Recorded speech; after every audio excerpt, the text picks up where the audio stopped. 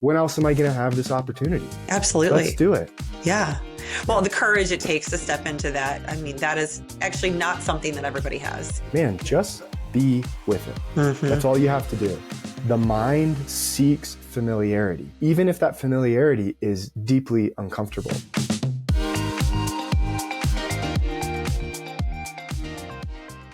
Welcome back to I Can Fit That In, the podcast where ambition meets alignment. Today's guest is Tim Perreira.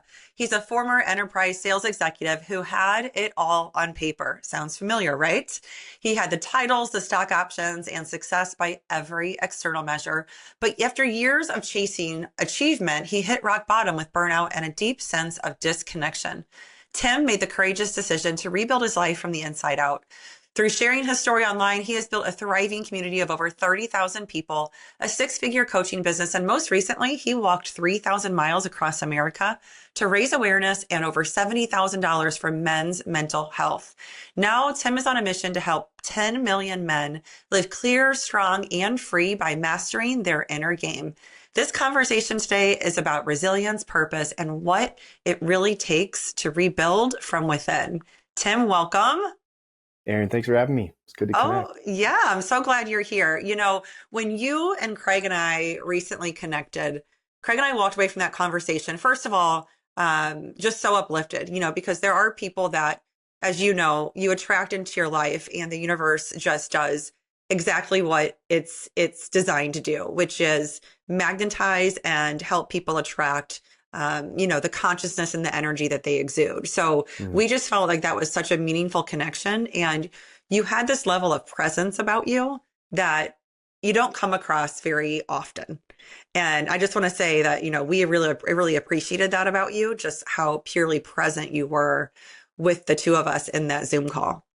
Yeah, well, I appreciate the reflection. And I think it's also worth noting that I don't think it's always been that way. You know, it's been very much a work in progress as I continue to explore this inner game, as I'll steal the term from one of my friends, this inner world, right? Like dropping away a lot of these parts that no longer serve me. It's really interesting to see the level of presence that is just a byproduct of that. Oh, It's always there. Yes, Yeah. it is always there, right? And I love that you said it wasn't always there, because I too know what that is like and know what it's like to be so caught up emotionally and mentally in a million things and never fully in the now moment. Yeah. But then what it is like to actually be in the now moment. And they're almost just these two opposing forces, if you will. And you really do have to cultivate presence. Yeah. And for you, I feel like for you, this journey that you went on of walking across America, I mean, that must have really dropped you into some presence like no other. Yeah. And I feel like if you want, like, let's kind of start with that and then we'll work backwards through your story a little bit.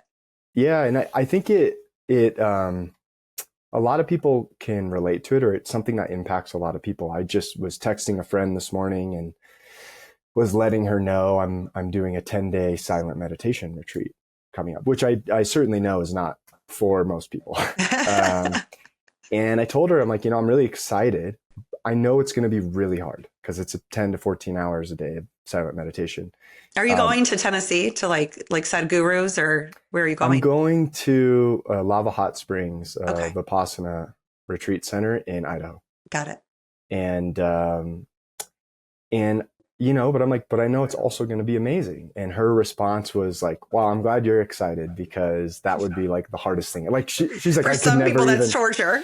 Yeah. And to transition to the walk, you know, one of my intentions going into the walk, my main intention going in was not really to complete it. You know, it wasn't like, hey, I want to do an Ironman, or I want to do a marathon, or I want to sign up for this thing so I want to climb this mountain.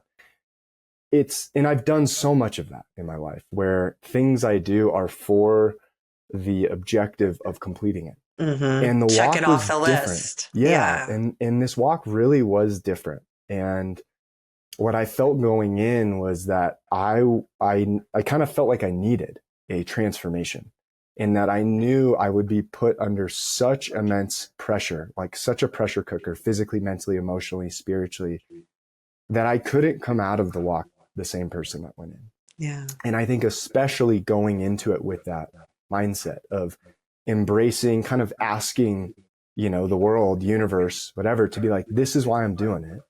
Like, let's do this. Let's make it happen. And one of the decisions that I made going into the walk was no headphones. So no music, no audiobooks, no podcasts. And I shared that online during and also before. And it's just so not even funny, but it's amazing to see the amount of responses from people who are like, oh my gosh, I could never do that.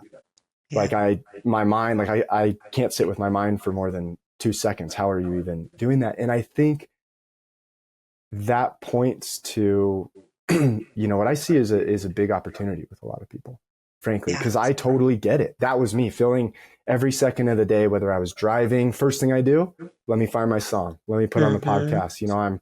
I was in San Francisco. I was commuting every day to work. It was like podcast, and anytime I had a free moment, something was in my ears. And I think we don't realize the amount of distraction and diversion that we are putting on ourselves that takes us out of what's right in front of us. Life that is trying to happen for our own benefit, and we miss it. Right. And so I knew it was going to be intense and really hard, but I was like, when else am I going to have this opportunity? Absolutely. Let's do it. Yeah.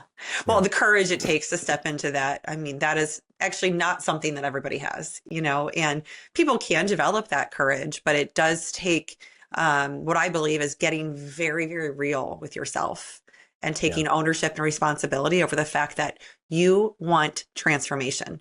You want to change, and you have to really want that. Now, one of the things I always say is that change can happen by design or by disaster. And I don't know about you, but I'd much rather be the one designing change in my life than the disastrous, undertaking of having to go through it. Now, what I find so intriguing about you courageously choosing to do this walk and to do it truly in presence with yourself, because you're not distracting yourself with a million and one other things in your ears. And, it is that distraction, diversion, like you said, it's that overstimulation that we are constantly in, especially in this modern world of information overload, right? So when you made this choice to do this walk and to do it in this way of pure presence, what was your mindset? Like, where were you at that point in your life? Yeah, I think it was a combination of disaster and design. I have probably since 2016 have dealt with depression, some anxiety too, for sure. But the bulk of my challenges are around just a heaviness, a sadness. And so I find myself, the way of coping in a way is through distraction. And I think it really points to, again, what we see a lot of people struggling with or dealing with is the distraction is there to distract us from feeling what needs to be felt, from feeling uncomfortable feelings. And, depression, in my experience, again, it would kind of come in waves and man, it's a hard thing to sit with. And so what I had felt last year for the first time was a big wave of apathy. And so all of these little things I had learned through coaching, through, the last 10 years of self-improvement and mindset and all these little hacks and things. And then the fundamental things like eating well, getting sunshine, making sure I get plenty of sleep, exercise, drinking enough water, and then everything on top of it, like cold showers and meditation and journal, like all this stuff. We know all this stuff. And I got to a point where I didn't give a shit about any of that. I didn't want to do anything. And it was really challenging for me growing up as, an athlete, playing sports ever since I was 5, being really driven by academics, getting good grades and getting into sales and being really driven by being at the top of the leaderboard. Like talk about gaining self-worth through achievement. Right. And that was just very much what I felt made me up. Yeah. Right? That kind of made up who I was at that point. Yeah. It's like society tells you who you're going to be, right? Yeah. It's like, here's this what makes sense for you, Tim. Go ahead and check off all those things and let's see who you are then, Totally. Yeah. And if we're lucky, we get to the crossroads, and we get to a crossroads of saying, what the hell am I doing? This is not doing it for me. It's not doing it for me anymore. And I went through multiple iterations of that, into where I got to a point where I just really started questioning the fabric of my own life. And I did go through a period as well in last year, about 100 days, where I was actually just questioning my own life. And I started thinking about ending it. And I knew deep down that I didn't want to. I recognized there was a part of me that was tired of living a certain way, was just exhausted, right? Did not want to live anymore. And that was calling me forward to understand that part, not put it in the corner anymore, and be more present with it. And so I knew, listen to it, feel it, like get to know it better, and not just be like, I don't want to feel this. I don't want to feel depressed anymore. Just get out of here, like go in the corner. And it's not like it's going to go away on its own if you just suppress it, right? And people think that it will. Oh, I'll just numb this. I'll just stuff this down and act like it's not really there. No. It will get louder because what you resist persists, right? So good. I'm so glad you looked at it. And also the frame that has really helped me is just realizing that nothing is a mistake.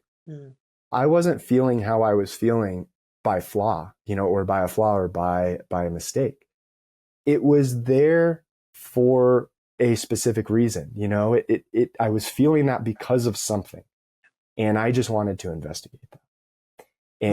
And so it was clear to me going into the walk, distracting myself with music and podcasts and all that stuff was going to take me out of the level of presence. And it wasn't even like I need to investigate certain thoughts or anything. I'm like, no. I just need to create this space. And this stuff is going to come up on its own. And because I had kind of experienced that already in my life. So I knew if I did that, whatever I needed to sit with, whatever I needed to see, it was going to show its face. And what I love about your story is that this is the courageous decision to take this essentially silent walk with yourself across America. That's courageous in and of itself, right? That journey is courageous. But to me, the real courage is to say, I'm going to get to know myself on a level that I've not given myself the opportunity for in the past. That takes courage. It takes courage to let all of that stuff come up, which comes up through feelings in the body, but those feelings turn into thoughts in the mind, right?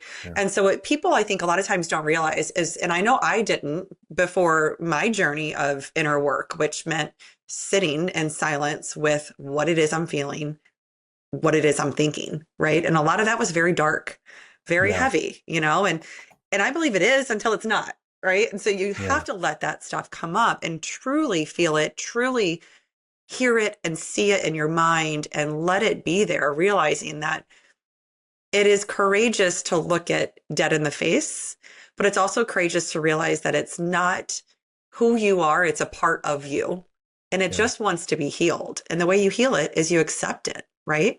You accept it, and then you move through it, which is exactly what your journey is about. Yeah. It's all part of the human experience.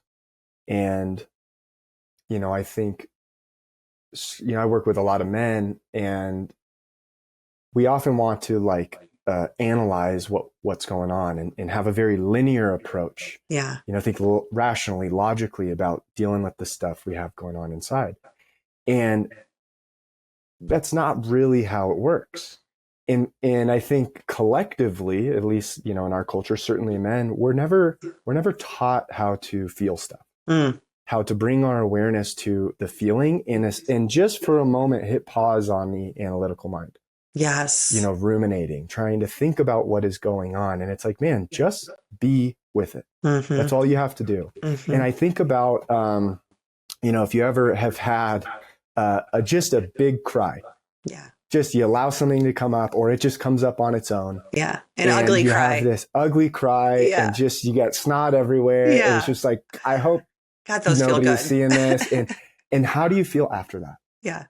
It's cathartic. It's a release. You feel like there's a release. There's a weight lifted. And that is maybe more of a intense version or example, but that's what happens when we allow ourselves to sit with whatever it is. It's Mm-hmm. like, I think of, emotions and these feelings we have as just this, really this stored pent up energy that just is trying to move through us. Yeah. And when we don't acknowledge it, it doesn't get that chance. Yeah. And so it's slowly, we're just like, okay, well, I got room here. Let me just pack it down here. I don't want to face it. Or let me just put on another Yeah. podcast, or, take another weed gummy, have another drink, put in Right. another, Zyn pouch, or put Yeah. Just another keep thing of the distracting vape. myself. Yeah. Yeah, Yeah. exactly. It's, That so many ways to describe it. autopilot, that routine way of being, which is just like, I'm just going to keep, cramming things in whatever Yeah. way I can, so I don't have to look at any of it and don't have to feel it. Right. Yeah. What's interesting is that, you and I both know this, and we've chatted about this, but our work is never done, right? Our journey, we're always on the journey. That is what the human experience is. And I find, the subconscious so interesting, because there's stuff in there that we can't see, right? We don't even know that it's running our everyday, actions or inactions and behaviors and reactions. And yet Mm. it all is. And so being able to start to understand what's in the subconscious and to heal that means Yeah. you have to feel. It means you have to be able to say to yourself, okay, whatever comes up, I'm okay with it. I'll get Yeah. through it, right? I'll navigate my way through that. And, when I was on my writing journey in Vermont, I had one of those ugly crying sessions. I was halfway through probably a 30-minute meditation one morning, and, just in the silence of nature and just pure beauty surrounding me. And I all of a sudden saw pictures of my childhood in my head. And these are things I had not looked at in a long time. Like, I had not revisited these stories for so long. And all of a sudden I'm seeing them, but I'm seeing them in a whole new way. I'm seeing Mm. my parents with a different lens of what I thought I experienced as a child. And the Wow. reason I stuffed a lot of this down and didn't look at it for a long time is because it was painful. It was traumatic. I didn't want to revisit it. And parts of it I thought I had healed. And meanwhile, this is all coming up and I'm thinking, oh my gosh, like, I can't believe that I felt this way about it all those years. And now I see it Mm. like this. It was an opportunity to heal in a different way. And it Yeah. took one of those ugly crying sessions. And of course, a part of this became a story in my book because it had to. That's why it came up, I believe. Right. Yeah. But I want people to understand, and I know you do this with the men you work with. I want people to understand this isn't like you reach perfection and enlightenment and all Mm. of a sudden any emotion you feel is just going to be pleasant, right? No, that's not the goal. What the goal is to be so present that whatever you feel, you don't attach to it, Mm. right? Yeah. Talk to us a little bit about what are some of the rituals that you have in your life now post walk and in the work that you're doing, which is so important with men's health and this community that you've built. What are some of the rituals that keep you grounded day to day and Mm. that bring you back to center even when life kind of throws you off track? Yeah, it's so interesting. It's actually the timing of the question is really interesting, because I feel like since the walk, so much of what I thought I knew about a lot of things, but about myself, has just been unearthed. Mm. And I'm kind of in this resettling, reintegration process. And the things that have really helped me in the past, meditating every morning, anywhere from 20 minutes to an hour, kind of depending on what I'm feeling. Writing a lot has helped me so much. I actually enjoy writing more than speaking, or just like speaking with somebody. Yeah. It's just so cathartic and handwriting versus something on a computer, Yeah. just to be like, what do I notice? Build awareness, build attunement, start to notice subtleties and physical sensations, in maybe thought forms that are coming up where my mind is trying to take me. And all of that has helped so much, because what that does is, I always say awareness precedes change. We have to start becoming aware of whatever is going on. We think we know what's going on until we start to truly tune in to stuff. Right. And to to kind of your point about the subconscious too, one thing that always comes up for me is thinking about free will. Mm. And if we don't take the time to get to know ourselves, to get to know our drivers, if we keep shoving our fears and our insecurities in the closet, Yeah. These things that maybe keep resurfacing, these negative thought loops, imposter syndrome, our inner critic, our perfectionism, our people pleasing, looks so different for everybody. If we don't look at them, they're going to keep running the show, and we don't live with free will. Mm-hmm. We are being driven by these things deep beneath the surface. So I think for me, those have been such big habits for me. And since the walk, all of that stuff has kind of been put on the table for examination. And I've even kind of distanced myself from everything. And I'm in this phase now of this chapter that is really weird, because a lot of those things, in a way, felt like, I'm like, am I just doing this to check the box? Why am I doing this every day? Not because I think those things are bad, but I'm just in a state of inquiry. And I'm asking questions like, who am I even? Like, why am I doing this? What do I care about? Why does this matter to me? Why does exercising matter? Why does eating well matter? Why does journaling? What about meditation? Why does that even matter to me? Mm-hmm. And so honestly, that's really the phase I feel like I'm in. And so now what I lean on is just my breath, is just taking a moment to notice where my mind is trying to take me, and say, oh, look at that. We don't have to go there. Right.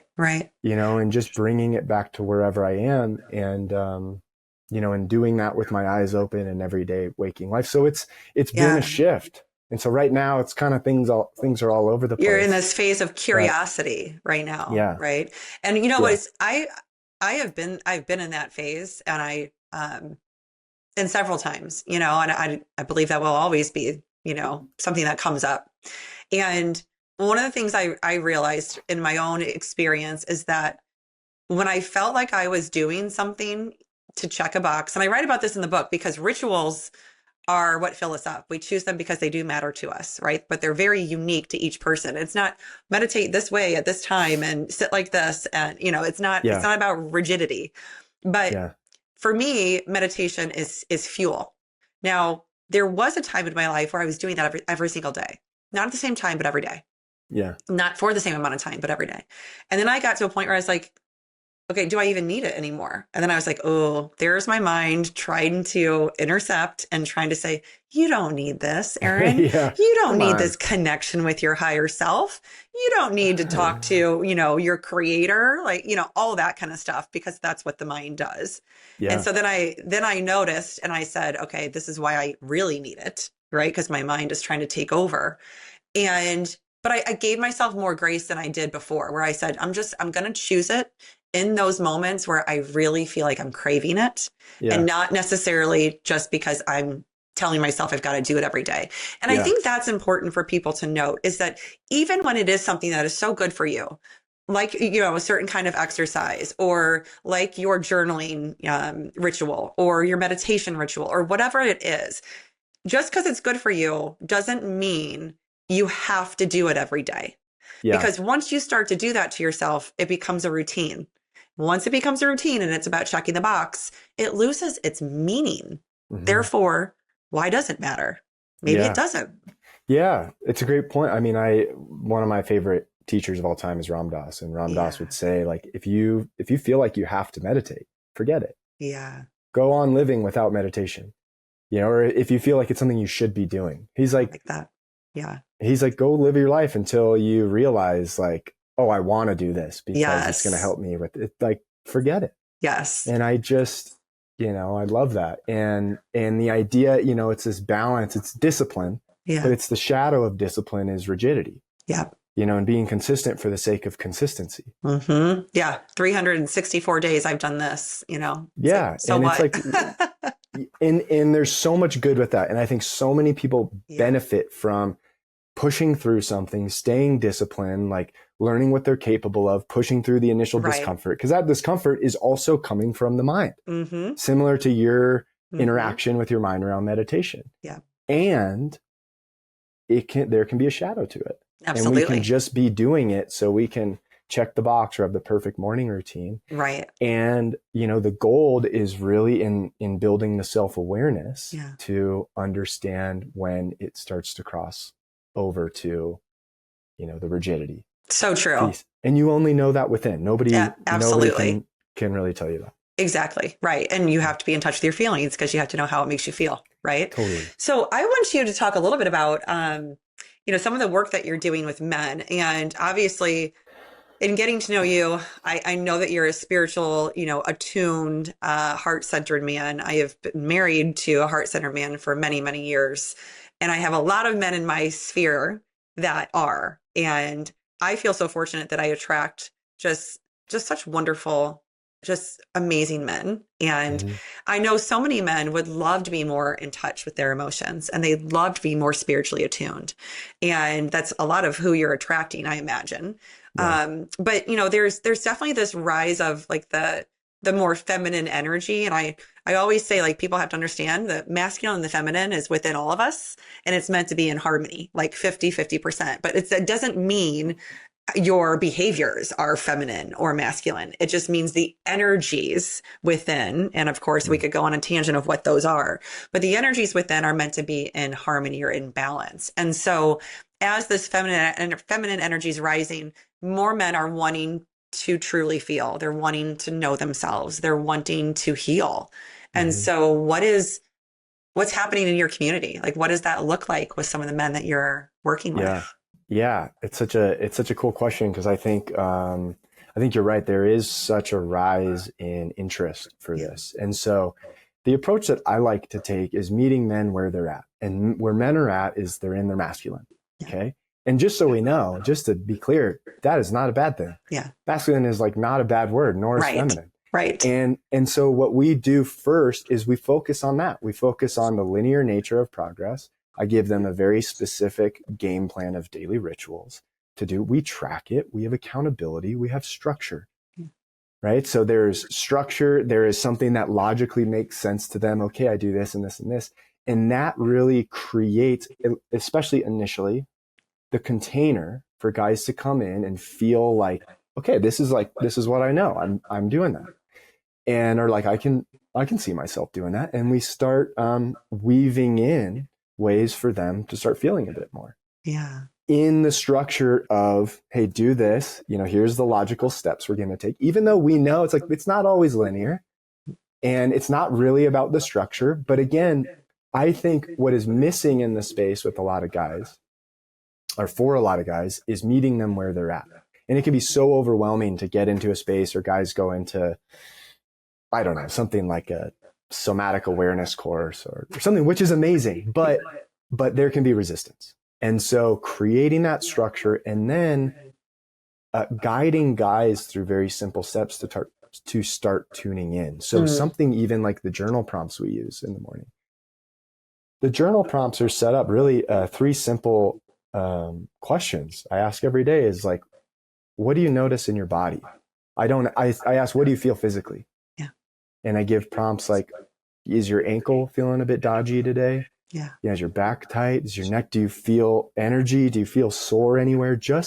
Let's just start tuning into the physical space. Right. What do you notice mentally? Are there any narratives going? Like when you woke up, is it like, oh, I got this call, shoot, I got to do this morning routine. I gotta like, just notice that. Let's take note of it. What's going on? Yeah. Okay. And then the third one is, what am I feeling? Yeah. How am I feeling? Emotions. What do and it's so cool to see. It starts off as like very surface level, 1-word answers. And then within such a short amount of time, guys are often writing 2 or 3 pages every morning because intuitively they know. Mentally, they don't realize they know.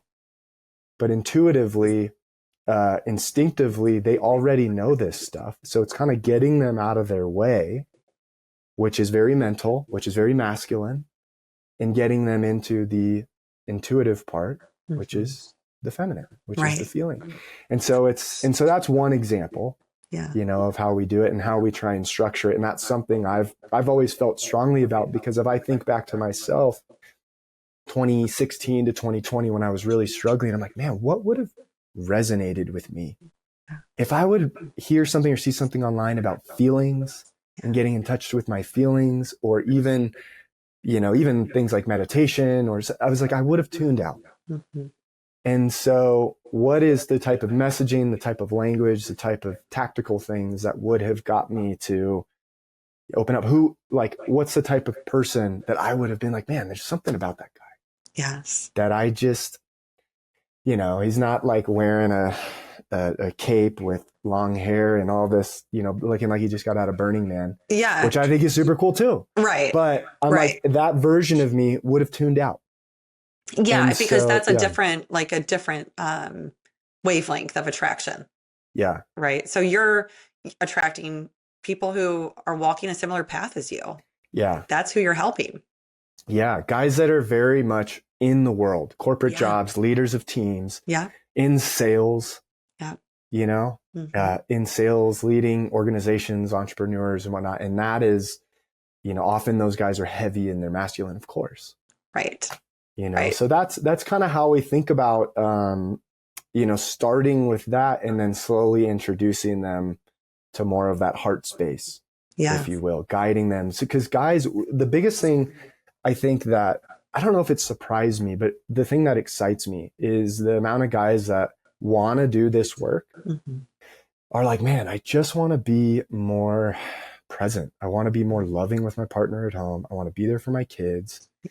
And they're just like, I don't know where to start. No, I know. Maybe they've done therapy, but it's like, it got me here, and I know there's so much more. And so they're like, if I was just shown what to do, I'm in. I want to do it. Right. So I love that you created this community, and, the integrated man is what you call this, right? I love that you're giving men the tools and the space, creating that space and that sacred container to allow them to step into it, right? And to step into who they truly are, which, like you said, they intuitively know.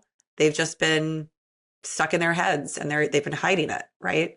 Yeah. And so I know, and a lot of people are just so fearful of what's on the other side because they don't know how good it can be, right? And like, I know I was guilty of that for a long time, and so many of my clients are guilty of that, where it's like, the self-sabotage is real. It's like you constantly want to just beat yourself down because it's easier to just stay there than it is to grow out of that.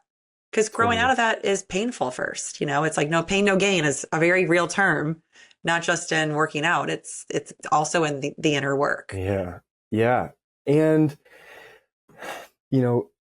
I think understanding the construct of the mind and knowing that, because a lot of people can layer on shame and guilt for self-sabotage. Yeah. Look, I start something and I fall off. I'm sure you've had people, I'm scared to sign up because like I've done this before and then I don't follow through. Or, all these extra layers in understanding. One thing is that the mind seeks familiarity. Yeah. Even if that familiarity is deeply uncomfortable, and your soul knows this ain't it. Yeah.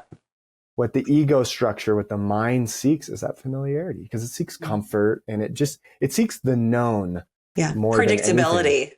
Totally. And so if we can just start to understand that and go, oh, there it goes again. That's a pattern. It's not a pattern of who I am. Yeah. It's a pattern of what I'm experiencing with this mind. Yeah. And there it goes again, trying to keep me, it's trying to keep me small. We'll just start questioning that. Yes. What if it wasn't there? What if it didn't do that? What's on the other side? That work, it gets really fun. Like, I mean, I know I find it really fun when my mind starts running every part of my life. And I'm like, oh my gosh, here we go again. But it's so fun to be able to call it out now and just be like, all right, you're not taking over. Like, I am in the driver's seat, Aaron, the one in my heart, my spirit, the one that gets to drive this vehicle around this planet. I'm in charge. Yeah. The mind is, it's not even in shotgun. It's right in the back seat, Yeah. And I think it was Dale Carnegie that said, we are not creatures of logic. We're creatures of emotion. And I'm like, gosh, that is so true. And we don't give that enough weight. We think that we can just think our way through life. And, not to say that won't work to an extent, but where's the meaning in that, and where's the presence, where's the Yeah. fulfillment, that's all of that stuff, the purpose, that all comes from this deeper knowing and Yeah. connectedness with yourself. Yeah. And even thinking through stuff, or even the phrase of like, it just makes sense. Yeah. It's just rational. It's not as rational as we think it is. Yeah. Really behind it, the reason that we're saying something just makes sense, it's actually still motivated by emotions and needs that we have. Yeah. And maybe Always. we have a need for, safety. We all have that need, but maybe that shows up in like as predictable of a life as possible, where other people may be more, they're kind of open to whatever. Maybe they Yeah. take risks. Maybe they, something like that. And so just noticing, oh, that language is coming from a deep place within me that is actually a need. Yeah. And I have strong feelings about that need. But going back to what we were saying earlier, if we never look at that stuff, Right. we're going to think it's just, no, this is just how it is. This just makes sense objectively, and not understand that it's really driven by a part of our subconscious. Exactly. An example I was just giving on that the other day is when someone is super snarky and, very, like negative and kind of, like Debbie Downer type of mentality. Yeah. A lot of times, that is a mirror of something that they're not giving to themselves. And they feel a certain way, a certain amount of resentment and anger towards the fact that they're not meeting their own needs in some way, shape, or form. And it leaks out sideways in these ways in their behavior or their demeanor and their mood, because they're not meeting their own needs. And so when I see someone behaving that way, I immediately know like there's resentment there. Where are you not meeting your needs? And it's very interesting. And I want listeners on this, listening to this right now, if you know someone like that, or you're like that yourself, like question, where are you neglecting yourself? Because It's all a if you mirror. start, it's a total mirror. If you start to actually meet those needs and to give yourself what you need to give yourself, you'll see your behavior change. And other people, of course, will notice it. Maybe even Yeah. before you notice it in yourself. Yeah, that's such a great point. And I think that's something you have experienced yourself through Yeah. doing this work. Yeah. And a byproduct of understanding Mhm. is compassion. Yes. You just naturally go, holy crap. That's why I'm like so irritated, or I have been so irritated in these areas. When I'm irritated, I'm short with people. Right. Short, I say certain things. And when I just am able to sit with myself, I understand myself better. I see where these things are coming from, and I start to bring presence to those needs. The irritation and the snarky comments actually just dissolve, and I'm able to just show up and be present or be kind. Right. Or like I feel like in the last 5 years, I have just become so much more kind of a human being. Right. Right. And that's I strength. certainly haven't always been that way. Yeah. And that is strength. It's weakness to be the person that's, angry and rude all the time. That's pure weakness. Yeah. It's reactivity. Yep. It's unconscious reactivity. Mm-hmm. Yep. Tim, you and I could literally talk all day. So I want you to tell people where to find you. Yeah. I do most of my writing interactions with other human beings through LinkedIn. Mm-hmm. And it's just Tim Perreira on LinkedIn. And my website's timperreira.com. And then our men's group that we just started in the beginning of October of 25 is called The Integrated Man. And that website is theintegratedman.co. Awesome. Yeah. And we're going to include all of those links so people know where they can go connect with you, read some of your awesome writing, and learn more about The Integrated Man. And I'm just so thankful that we got to have this conversation, because you're very inspiring, and also the work you're doing is just so important. And so anything I can do to amplify that and elevate it to even more people that enter your community, then the better. So let's leave people with just one last thought. And I'd love for you to share, what is one thing you want people to take away about let's say about time or intention or energy? I love the frame about intention because I feel like that's actually was one of the rituals that really changed my life, shaped my life early on. And the power of setting an intention, let's say every single day in the morning. And what it does is it actually guides your focus. It plants a seed. It's not always obvious. It's not always pleasant, but even setting an intention, not a to-do list, not I got to do these 5 things today. How do I want to show up? What is the best version of me? What is my heart asking of me? What is my soul asking of me? How is it trying to call me forward? And just planting the seed in the morning. You know what? Today, I want to look people in the eye when I talk to them. I want to be present. I want to make somebody laugh. I just want to feel freaking joy today. You know, whatever it is for you in this part of your life. And sometimes it's amazing and it happens and you have these euphoric, realizations and, oh my gosh, there it is. And other times life instead throws you an obstacle and says, okay, you want to be present? You want to feel joy? Well, here's a challenge. This is what you asked for. And both of those are so amazing.